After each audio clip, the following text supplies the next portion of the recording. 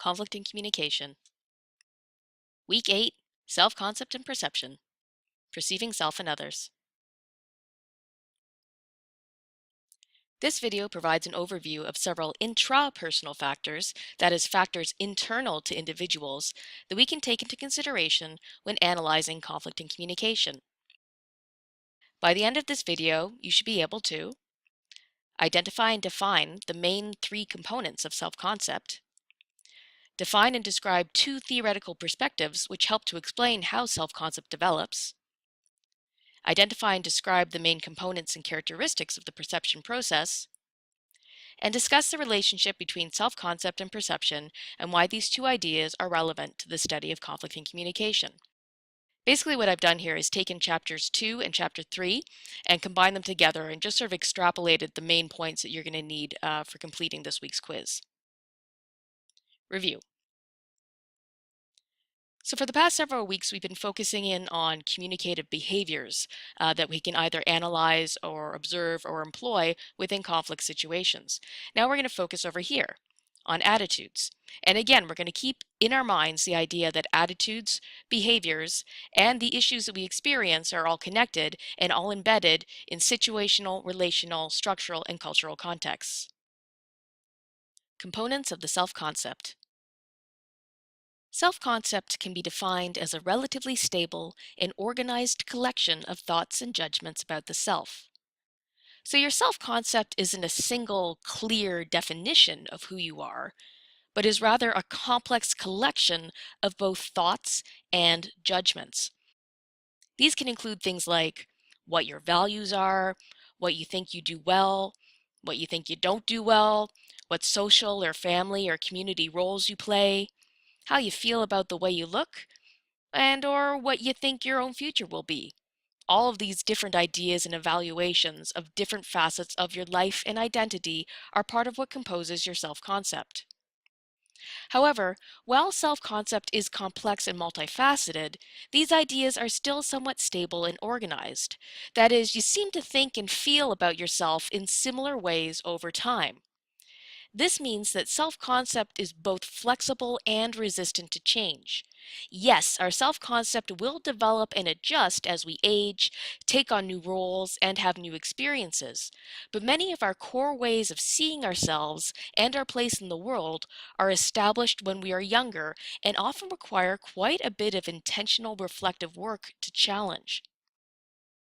The textbook suggests a 4-part typology of self-concept that includes the self-image, the looking-glass self, the ideal self, and the real self.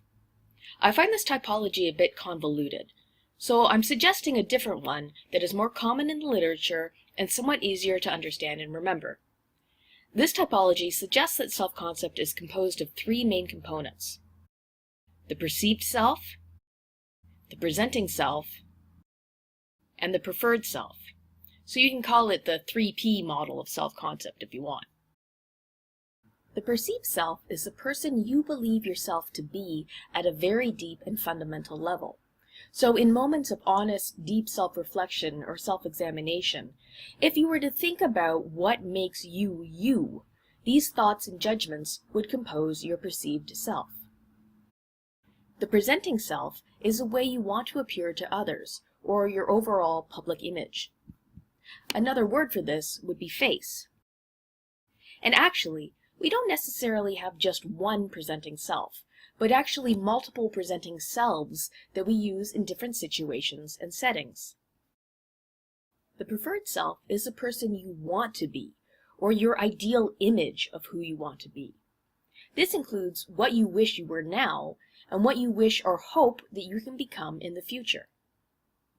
Generally, we feel more comfortable when there is some form of congruence between our perceived, presenting, and preferred selves.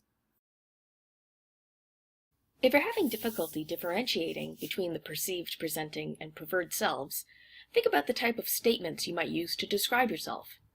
If you use statements like, "I am a sister or a student," or "I am a very good listener," or "I value," you would be describing your perceived self.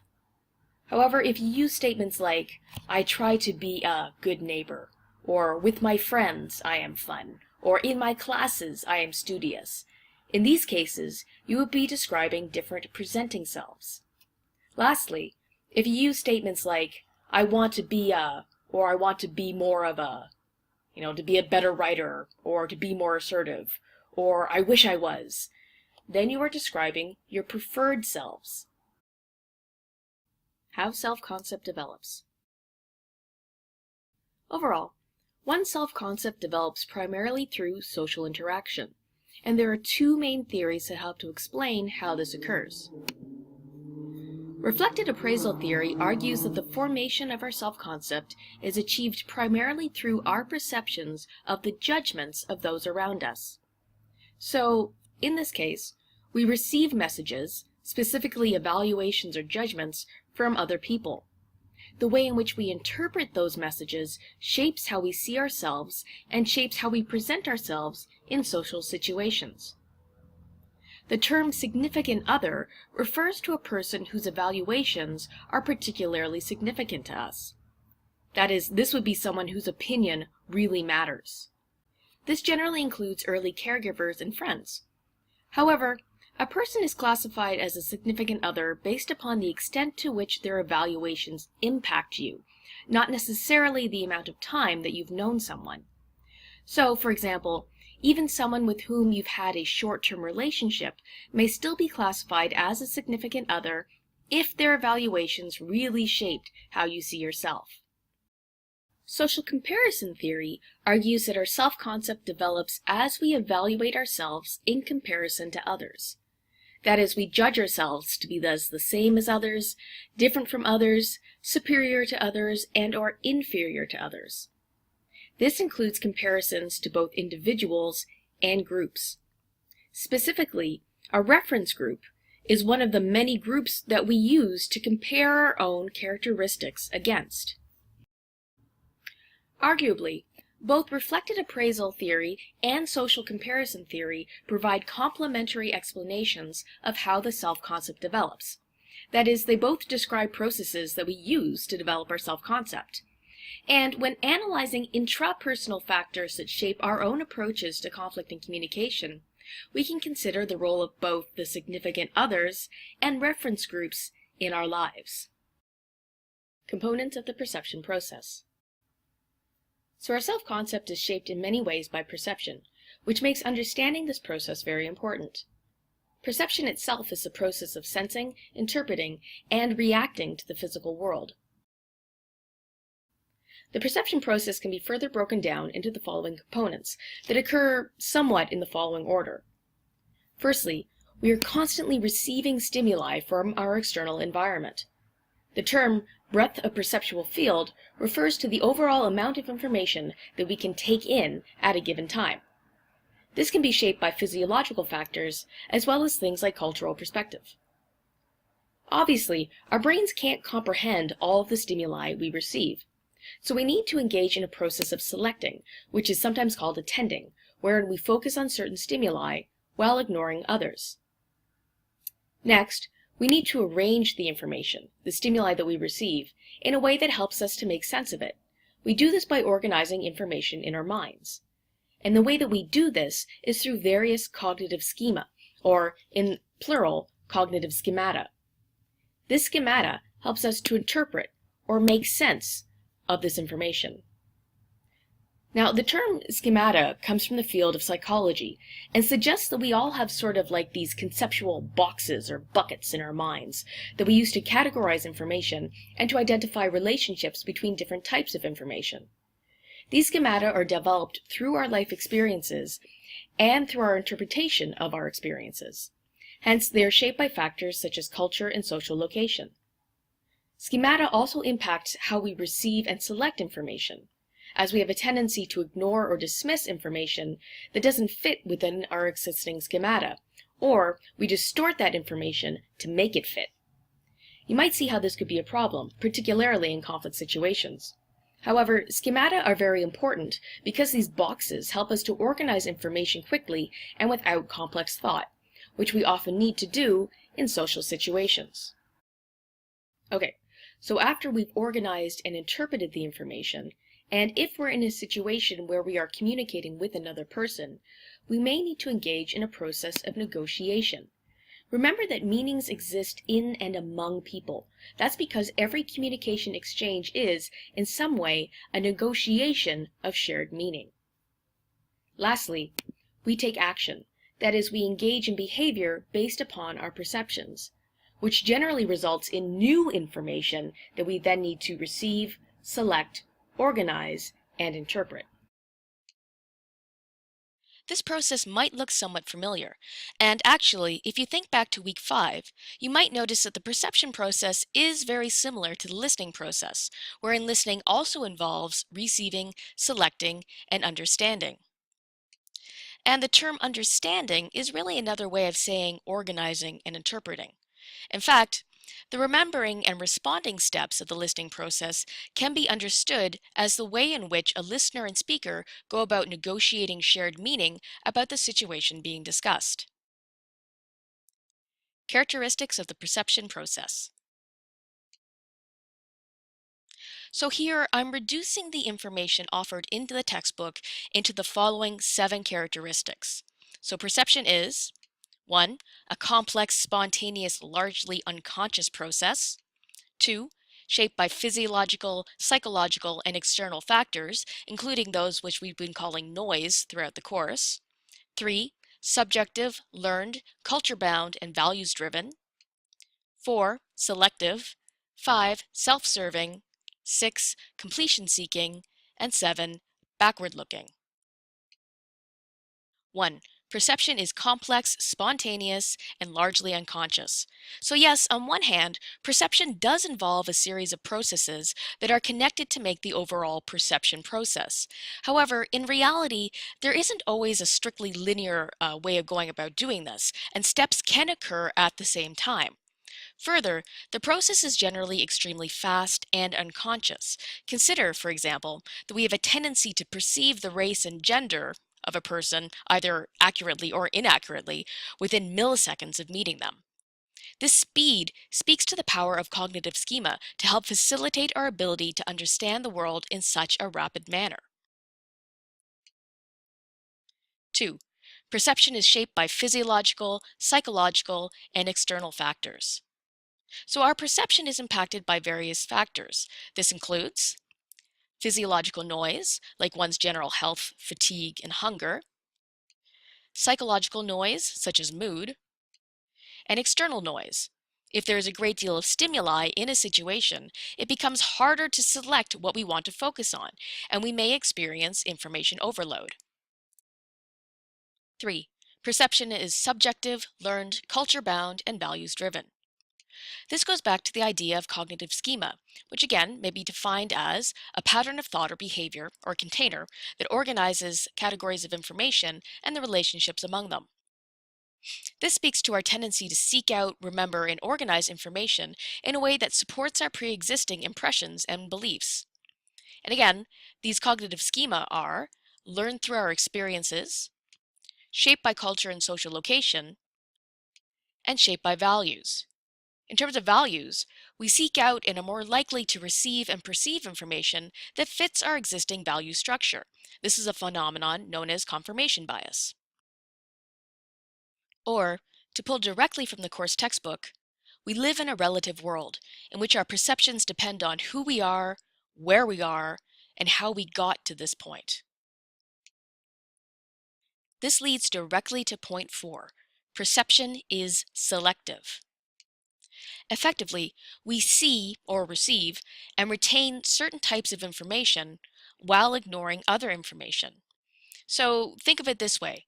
Every time you receive information, your mind asks you a series of questions. Does this information fit within existing cognitive schemata? Does this information correspond to your existing values?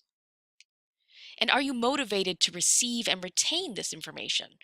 Does this information serve some kind of a purpose to you? Or is it something that you should care about? If the answer is yes to one or more of these questions, then you are more likely to accurately receive, select, and understand this information. If the answer is no, you are more likely to ignore or distort this information. This leads to point 5. Perception is self-serving. Effectively, we have a tendency to focus on what serves our own purposes and what makes us look and feel the best. Or we have a tendency to focus on the information that causes us the least amount of cognitive dissonance and discomfort. So this means we have a tendency to focus on information that has some practical purpose, information that supports our existing self-concept. Remember this idea of cognitive conservatism that was introduced earlier in the video. And we have a tendency to focus on information that supports our pre-existing beliefs. This takes us to point 6. Perception is completion seeking. So the fact that we have a tendency to ignore or distort information means that we often have gaps in our perception of a situation. We then have an additional tendency to fill in missing information, to fill in those gaps. And we generally use different cognitive schema to figure out what information we should be, quote unquote, filling in. For example, we make guesses about a person's beliefs and opinions based upon the most obvious characteristics of the person, often relying on very overt visual cues, which can include such factors as, for example, perceived gender, race, age, or class. Hence, we often make large cognitive leaps between facts, or those that easily accessed information, inferences, our interpretations, and opinions, our judgments.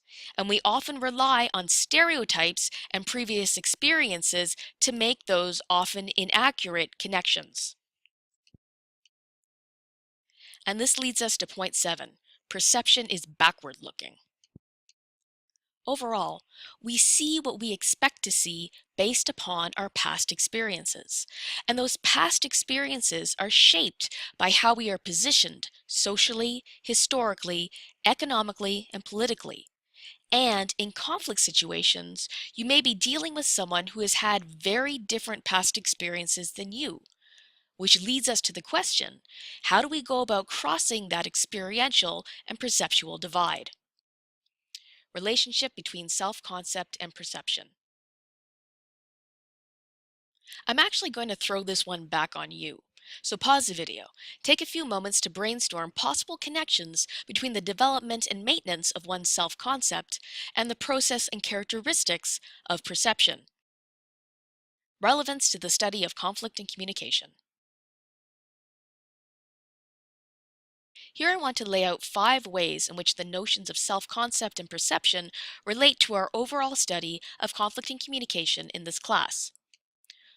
1. We can understand the relationship between self-concept and defensiveness in communication interactions. 2. We can discuss the relationship between life scripts and self-fulfilling prophecies. 3. Which is probably the most obvious, we can talk about the role our perceptions of ourselves and others play in conflict situations. 4. We can talk about the connections between perceptions, thoughts, and emotions. And 5. We can go back to the idea of perception checking and cognitive complexity. First off, we can talk about the relationship between self-concept and defensiveness. This draws upon the work of Erving Goffman, who suggested the term face to refer to the image of ourselves that we want to project to the world. Another word for this would be presenting self. Effectively, Goffman argues that each of us puts up a front when we are around others. This front, this presenting self, generally corresponds with who we actually think we are or who we want to be. Hence, this front is often personally meaningful in that it reflects our perceived or ideal self. Goffman further suggests that we all try to maintain our own face in social situations, while at the same time, we also try to help other people maintain their face. Goffman proposed the term face work to refer to the verbal and nonverbal ways in which we act to maintain our own presenting image and the images of others. And again, we help ourselves and other people maintain face in social situations.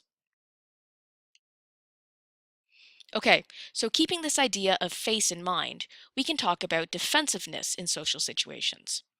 When we are in a social situation and another person or persons confronts us with messages or information that seem to challenge the image we want to project, that challenges our quote unquote face, we are more likely to resist that message and to use defensive behaviors.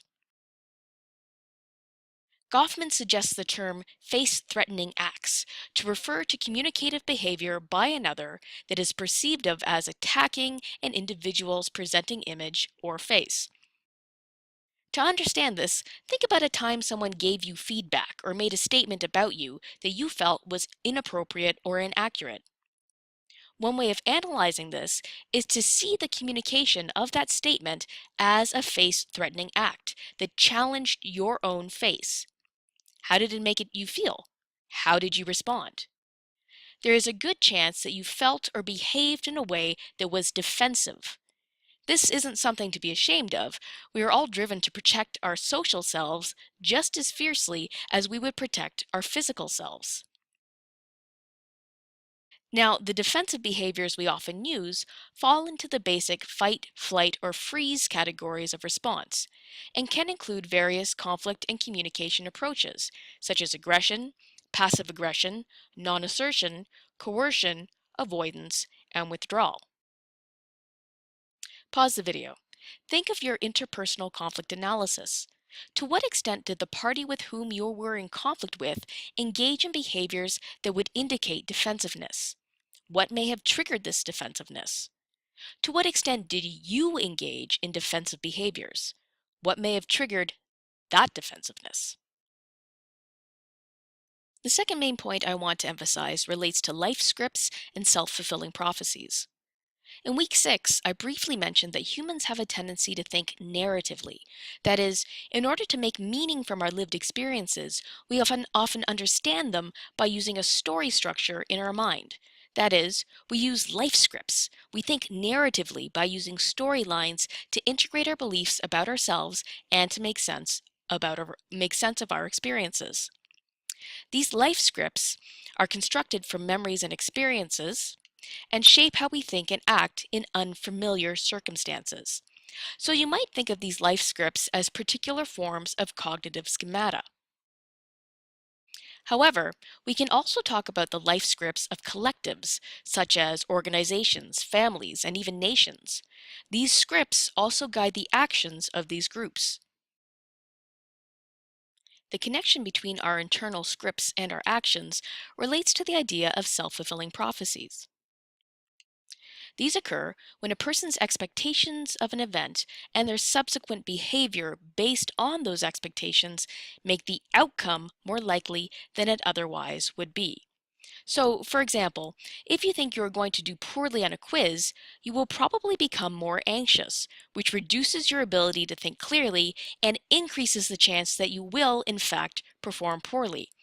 Or, if you assume that someone else is difficult to work with, you may be more likely to use defensive behaviors when interacting with them, which then actually trigger that other person's defensiveness, which means that the person may in fact become more difficult to work with because of the way that you have behaved in anticipation of their behavior.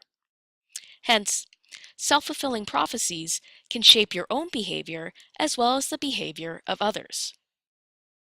This leads us naturally to point 3, the fact that perception of oneself and other people has a significant impact on conflict situations. There are 2 additional terms I want to present that help to clarify how perception impacts behavior within conflict. Fundamental attribution error is the tendency to blame other people's problems on their personal qualities and to underestimate the impact of the situation and/or contextual factors. This means that we are less likely to try and understand the underlying causes of another person's behavior, and more likely to attribute their behavior to their personality or some other quality that we consider to be fundamental or unchanging. Relatedly, the term self-serving bias refers to the tendency to protect our own self-esteem by blaming the situation for our failures and taking personal credit for our successes. So, self-serving bias may lead us to assume that when something goes well for us, we assume it's due to our own effort or personal qualities. But when something goes poorly for us, we have a tendency to try and seek out causes in the situation, the environment, or other people. We can also discuss the relationship between perceptions, thoughts, and emotions. This draws upon the work of Albert Ellis, who proposed the theory of rational-emotive thought, which is the theory that underlies much of the field of cognitive behavioral therapy. This theory basically suggests that there is a relationship between the events we experience, or the activating events, our thoughts or beliefs related to that event, or our interpretation, and our emotional response, which is called a consequence. Or to put it more simply, our thoughts shape our emotions. So if we want to change how we feel, we need to change how we think. Ellis also suggested that there were two kinds of thoughts: facilitative thoughts, which lead to constructive and helpful emotional responses, and debilitative thoughts, which lead to destructive and unhelpful emotions. So this gives us a general formula. There's an activating event, which leads to a thought or belief, which then leads to a consequence or a particular affective or emotional state. Lastly, this discussion of self-concept and perception helps to highlight the importance of perception checking as a communication strategy, as well as cognitive complexity as a key characteristic of competent communicators. The fact that our perceptions are so vulnerable to inaccuracy means that we need strategies for trying to improve them. Hence, the importance of trying to share our interpretations with others to gain more clarity and understand issues in greater depth. The perception checking formula is one way to help us do this. And you may remember from class that this is a three-step process that involves a behavioral description, the tentative offering of two or more possible interpretations, and then a request for clarification from the other party. More generally, by developing cognitive complexity, we can help to challenge our tendencies towards cognitive conservatism, stereotyping, defensiveness, self-fulfilling prophecy, fundamental attribution error, self-serving bias, and debilitative thoughts and emotions. That is, we can learn to deeply ask why and to consider the contextual and internal factors that are impacting the people with whom we are communicating with or with whom we are in conflict. Developing cognitive complexity also increases our ability to understand how our own internal factors, including self-concept, perceptual tendencies, and life scripts, impact how we perceive and engage with others in different situations.